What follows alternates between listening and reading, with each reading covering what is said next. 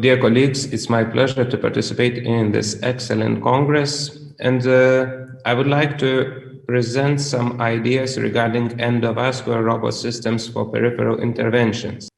So I do have some disclosures, particularly in robotic endovascular field. Currently, we are witnessing a strong robotic transformation in almost every aspect of our life, except endovascular robotic surgery. So we are performing the procedures the same way, wearing heavy lead aprons and standing near the X-ray source, the same way as 40 years ago.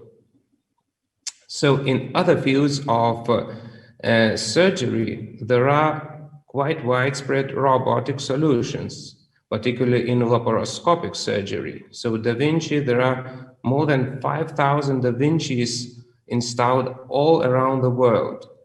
There are other robots for orthopedic, for brain, spinal surgeries, for endoscopic interventions. And a lot of famous names such as Medtronic, Johnson & Johnson, Google, Zimmer, Stryker, and some others are coming into the robotic field. But what about endovascular robotic surgery? So technically, in addition to all common benefits of robotic surgery, such as preciseness, such as more ergonomic workplace, endovascular robotic surgery has additional sound benefits. So particularly its reduction of X-ray exposure for medical personnel and avoiding the need of lead aprons, which causes orthopedic injuries. So what endovascular robots do we have now? So first endovascular robot introduced in 2012 was Magellan. However, now it's withdrawn from the market. Our current leader in the market is Corindus system, which has more than 100 installments all around the world, but the system is limited its use because of very narrow compatibility with endovascular instruments. And there is a new arrival, RoboCath, a Corindus-style robotic system from France with a more beautiful design. So what a standard workflow with an existing robot in endovascular field looks like. Every procedure now has to be started in a same manual old way as without robot. So it means all the staff should be on site. After the guiding catheter is in place, for example, at the ostium of coronaries or renals or any other vessel, a robot can be attached. So patient is lying on the table and robot is being attached, so it's time consuming.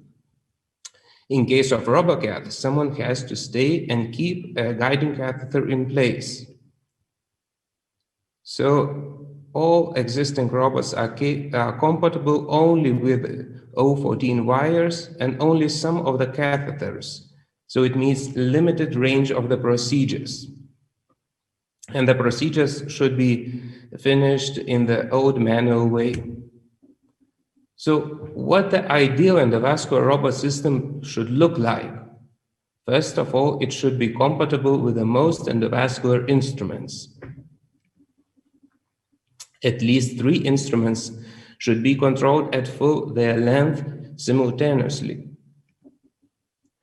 So it means the full procedure could be performed using the robot. And the robot should have a haptic feedback. This gives intuitive control and no additional training is needed for the surgeon.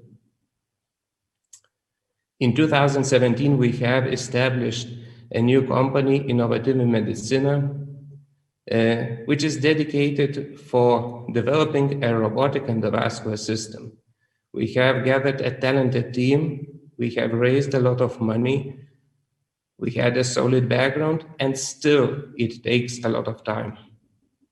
So this is a kind of time lapse of our company and how we are developing our endovascular robot. And now we have developed it. It's smart, sensory, teleoperated robot system Sentante. It has haptic feedback. It is controlled with the conventional, the same endovascular instruments as in a manual procedure, so no additional training is needed. It is precise. It is compatible with almost all catheters and guide wires in the market, and it allows the whole procedure to be performed robotically. This is the cartoon of how our robotic system should look like in 2 years. And this is the actual photos of our animal tests. So the robot is controlled via the same guide wire as the one is inserted in the patient. And this is a short movie of how a robot moves guide wires and catheters. So you can see a 5-French diagnostic catheter entering right renal artery, and this is O35 Terumo guide wire. So you can see it can be both moved simultaneously, they can be rotated, pulled and pushed. And here you can see implantation of a balloon expandable stent. It's over the wire balloon, and the wire is O35. And everything is done robotically. And once again, you can see manipulation and total control. And this is a guiding catheter and a procedure performed using a monorail technique. So it's O14 guide wire, and it's a stent implanted just, and you can see the movement of the O14 wire, which is entering through the struts into the side branch. So you can feel every movement of the guide wire. This is the idea of our robot, and this is the future. Thank you for your attention.